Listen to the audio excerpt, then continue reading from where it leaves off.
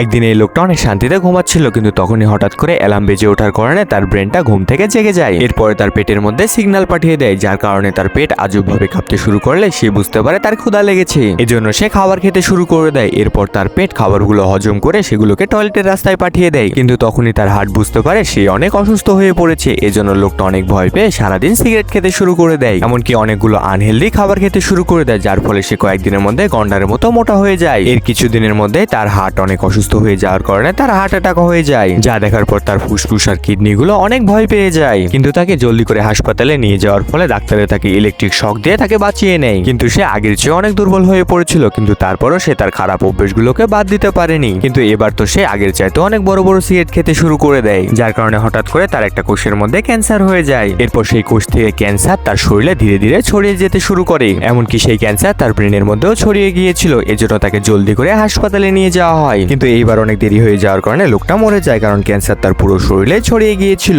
আপনার প্রিয়জনও যদি সিগারেটে আসক্ত হয়ে থাকে তাহলে অবশ্যই কমেন্ট করুন।